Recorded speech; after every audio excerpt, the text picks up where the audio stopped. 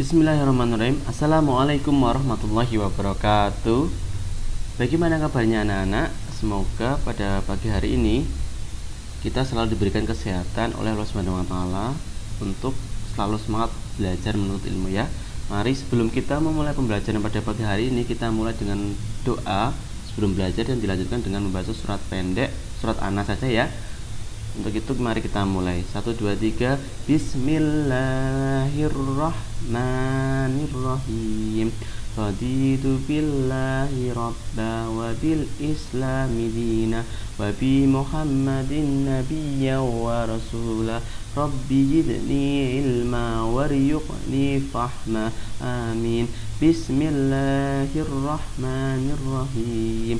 Qul a'udzu birabbin nas malikin nas ilahin nas min syarril waswasil khannas alladzi yuwaswisu fi sudurin nas minal jinnati wan nas. Amin. Alhamdulillahirabbil alamin. Nah, setelah kita membaca doa tadi, marilah Bapak absen terlebih dahulu ya. Bapak akan mengabsen kehadiran anak-anak, apakah hadir semua atau tidak. Ini ada sekitar 25 anak ya. Ini saya tanya ketua kelasnya siapa? Oh, Mas Dani ya. Mas Dani ini dari 25 anak ini apakah hadir semua? Alhamdulillah hadir semua. Terima kasih Mas Dani atas laporannya untuk kehadiran pada pagi hari ini ya anak-anak ya. Nah, untuk itu Bapak di sini akan menjelaskan tentang sejarah kebudayaan Islam. Nah, sejarah kebudayaan Islam tentang Khulafaur Rasyidin anak-anak. Apakah dari anak sendiri pernah mendengar istilah Khulafaur Rasyidin? Ada yang pernah dengar? Oh, belum. Oke. Kalau belum, Bapak jelaskan ya apa itu Khulafaur Rasyidin dan siapa Khulafaur Rasyidin itu ya. Nah, slide selanjutnya ya. Nah, Khulafaur Rasyidin menurut istilah adalah pemimpin umat Islam pengganti Nabi Muhammad SAW. Nah, secara bahasa Khulafaur Rasyidin berasal dari bahasa Arab yang artinya pengganti, sedangkan Ar-Rasyidin artinya adalah mereka yang mendapatkan petunjuk. Jadi gini anak-anak, Khulafaur Rasyidin itu adalah para pengganti, para penguasa, para pemimpin yang mendapatkan petunjuk dari Allah Subhanahu wa taala. Nah, siapakah Khulafaur Rasyidin itu? Nah, Khulafaur Rasyidin itu ada 4 anak-anak. Yang pertama itu ada Abu Bakar As-Siddiq, yang kedua ada Umar bin Khattab, yang ketiga ada Utsman bin Affan, dan yang keempat ada Ali bin Abi Thalib gitu. Selanjutnya ya, ini sudah ada 4 Khulafaur Rasyidin, dicatat ya biar tidak lupa. Nah, itu. Selanjutnya. Nah, Khulafaur Rasyidin dari keempat tadi mempunyai prestasinya masing-masingnya. Yang pertama itu Abu Bakar As-Siddiq. Beliau memerintah sekitar 2 tahun dari 11 Hijriah sampai 13 Hijriah. Nah, prestasi beliau memiliki prestasi yang banyak ya anak-anak, namun Bapak memberikan garis besarnya saja, garis umum prestasi beliau. Nah, beliau ini adalah pemimpin pengganti pertama setelah wafatnya Rasulullah SAW, meskipun latar belakang dipilihnya beliau itu memiliki latar belakang yang sangat penuh perdebatan ya antara kaum muhajirin dan ansar pada waktu itu. Nah, beliau ini meskipun memerintah sebentar, namun prestasinya cukup banyak untuk umat Islam. Yang pertama itu adalah mendak nabi palsu dan kaum murtad. Setelah wafatnya Rasulullah, banyak para orang atau para kaum yang waktu itu suku ya anak-anak, suku pada waktu itu memeluk Islam atas perjanjian dengan Rasulullah. Ketika Rasulullah telah wafat, maka mereka menganggap bahwa perjanjian itu telah usai gitu anak-anak. Nah, kemudian ada munculnya sehingga mereka murtad, orang yang mungkin menganggap perjanjian itu telah tiada tadi anak-anak. Nah, telah sirna lah perjanjiannya gitu. Kemudian ada menindak nabi palsu. Pada waktu itu kan setelah Rasulullah wafat muncul nabi palsu. Nah, selanjutnya ada kodifikasi Al-Qur'an. Kodifikasi Al-Quran itu maksudnya adalah pengumpulan Al-Quran atau usaha membukukan dan memusahkan Al-Quran anak-anak, mengumpulkanlah itu.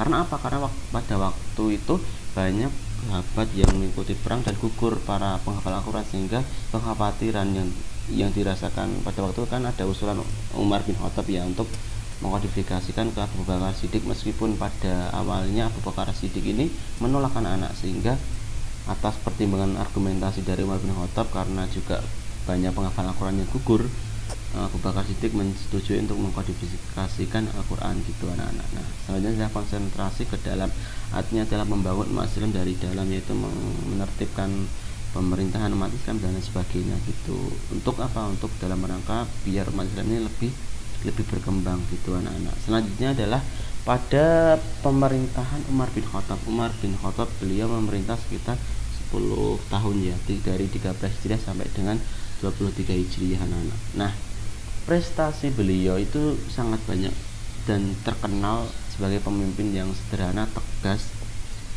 dan cerdas ya. Prestasi beliau itu adalah membentuk Dewan Tentara. Dewan Tentara ini maksudnya adalah untuk mengurusi administrasi ketentaraan atau militer pada waktu itu anak-anak. Nah, supaya lebih tertata ya gitu. Nantinya adalah membentuk Baitul Mal. Membentuk Baitul Mal ini adalah untuk mengurusi keuangan negara anak-anak gitu.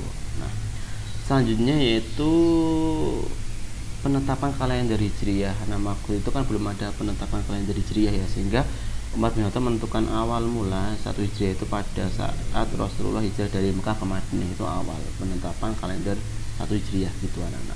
Nah, Umar bin Khattab ini ditunjuk atas wasiat Abu Bakar Siddiq pada waktu beliau pada saat beliau sakit sebelum wafat. Nah, itu beliau mewasiatkan agar pengganti setelah beliau ini adalah Umar bin Khattab begitu anak-anak. Nah, selanjutnya adalah ada khalifah,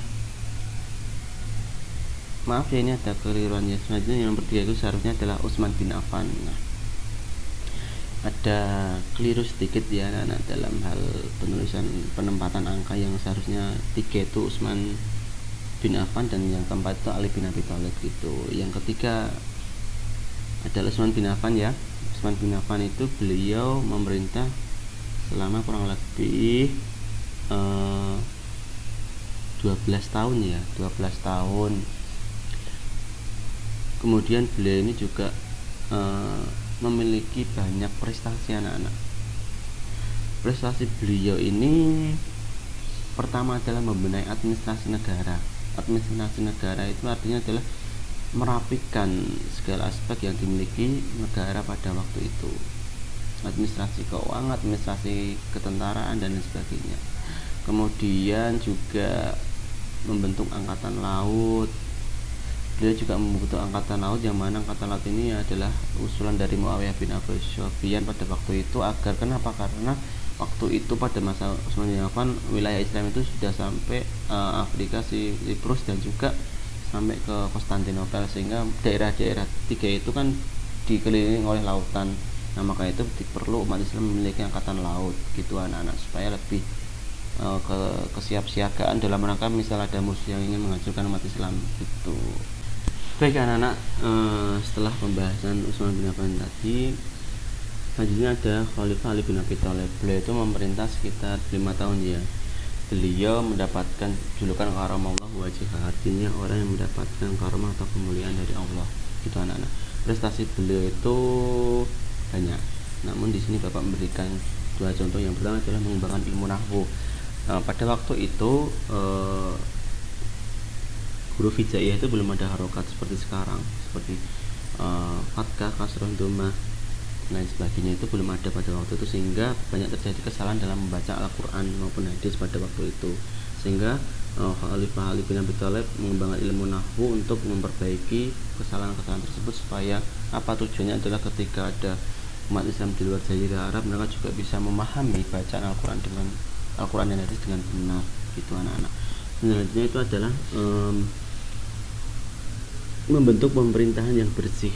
Jadi beliau membentuk pemerintahan yang bersih karena pada waktu itu banyak pejabat-pejabat yang korup, yang tidak cakap pada waktu itu anak-anak. Nah, sehingga beliau mengganti biar supaya laju pemerintahan itu menjadi pemerintahan yang bersih tanpa ada korupsi. Gitu ya. Paham ya untuk penjelasan keempat khalifah tadi. Nah, selanjutnya adalah ini adalah bukti ilustrasi prestasi Khulafaur Rasyidin anak-anak ya. ada pengkodifikasian Al-Quran, perluasan wilayah, ada pembangunan peradaban, ada penetapan kalender.